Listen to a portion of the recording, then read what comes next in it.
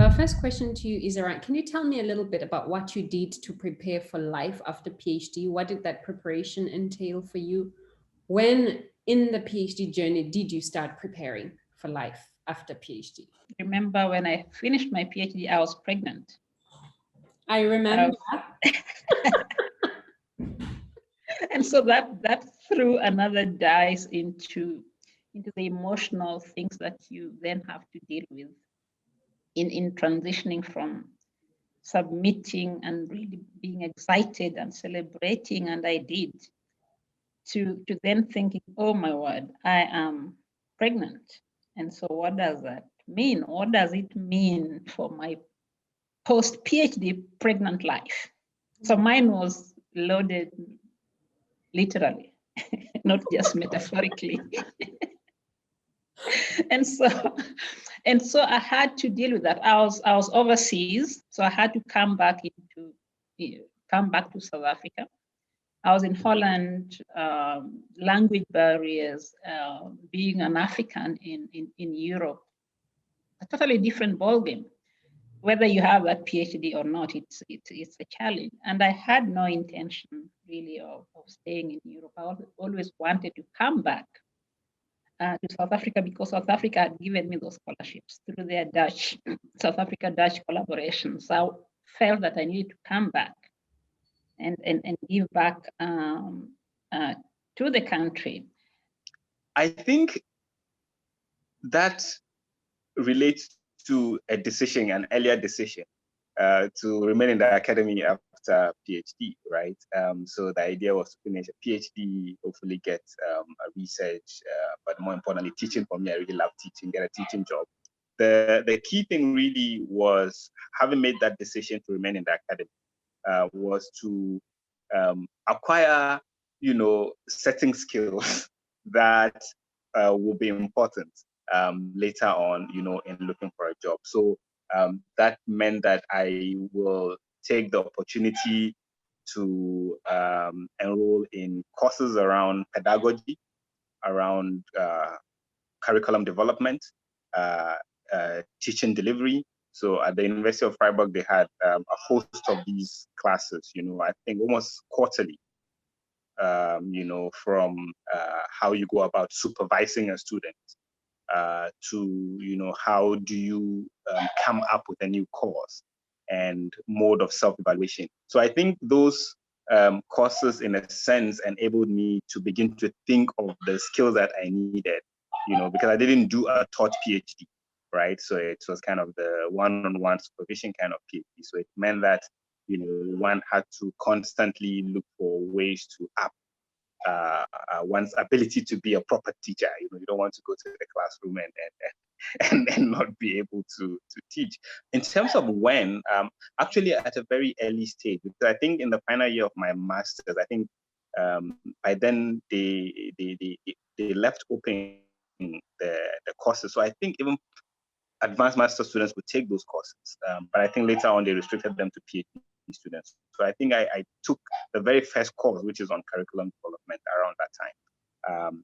And of course, the subsequent question is, well, where do you want to work, right? Where do you want to teach? And I think that's really part of that planning phase, to say where and why. And at a very early kind of stage, I made up my mind that I want to be in Africa. I think it was 2 years before completion. But of course, with PhD, you're never sure whether there is 2 years or 1 year left. But I knew that, in terms of my progress, I was likely to finish in the next 2 years. So within those 2 years, I was just trying to think to myself, what is it that I'm going to do post the PhD? And during that moment, you're still trying to battle on whether you will actually get the PhD, but at the same time, you're trying to prepare for the life post the PhD. So it was a bit of a roller coaster of some sort, because you're preparing for something that is yet to be confirmed. So I will say that just 2 years before the actual completion, and not the graduation, just 2 years before the completion, that's when I started to think about, what am I gonna do? Am I going to be in academia? Am I going to be in other spaces where I'll use the knowledge and the qualification that I will have received in 2 years. So it was just before 2 years. But at the same time, you're questioning yourself, am I going to get it? Am I planning for something that will never materialize? So yeah, it was just 2 years before. So you're working, you're finishing off your PhD, and you're now going to start working full-time, right? And there's this mental transitioning that one does, right? When you are now finishing the PhD and all the things that come with the PhD. What was that mental transitioning like for you? How did you transition from being a part-time PhD, full-time PhD, part-time worker to being, okay, now I'm going to back to the working world full-time? It was a bit of a struggle because I had become used to being a student. Ne?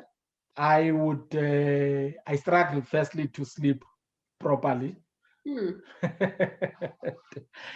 because when I was doing my PhD, I slept less hours, very less hours. For instance, I would go to bed after 12 midnight. By 4 in the morning, I would be up and work until 12 the following evening. So when I came back, firstly at home, my wife had problems with me because I had bad sleeping habits. I would go to bed very late, and even when I'm in bed at 4, I would be with my laptop and sit on the bed and start working. So she would complain that I was disrupting her sleep. So I had to make adjustments. That's one thing. The other thing is that when I was at work now, I don't know whether I should say it's the energy that I had when I was studying. I had to transfer it to the work now. And I would work longer hours. As I say, I would start working 4 in the morning and go to bed at 12 at 12 midnight. And I struggle to adjust and change that pattern. So much that I still have remnants of that. I struggle with, and I'm trying to make adjustments. I continue making those adjustments. Yeah. That was extremely uncertain, extremely, I think, difficult. Because I was moving countries, my medical aid is in Holland. I'm moving back to South Africa. I'm pregnant. It was really difficult to adjust, but thank God I came back straight into my family here in Joburg. And so I had that support. So I think it took me a few weeks to just chill and start eating well. So that the family support was quite, crucial in the way I dealt with whatever was going on through my mind. You're jobless, you're pregnant. So that is actually where the mental overload comes in. You're pregnant and you practically jobless and you have a PhD. So someone can look at them as nice problems to have, but it comes with an emotional burden, just the heaviness of the uncertainty. Wow. I never So knew. family and friends back in Joburg helped a lot. But the context is South Africa. So of course, unemployment is a big thing. It's always there. It really is always there, regardless of what qualifications you have, because it's a reality for many people. So I had to think about that. I had to think about, when do I start looking for a job? How long is it gonna take me? How long is the money I have gonna last me with the baby? And so that really can, it's scary, but I came out okay. It's really through friends and hanging out and staying close to people I really like, whose work I admire, whose thinking and whose politics I really think are, you know, close to mine. That has always enabled me to do things that I also like and that I think are meaningful and relevant. So a bit of planning, but also a lot of networks and social capital, would you say? Yes, absolutely. And very important about networking is that, because networking sometimes sounds very intentional and strategic, whereas I really understand it now as meeting new people and staying close to the people you like. That is when networking works at its best, because it will bring you to a place where you belong, where you feel that you find a home.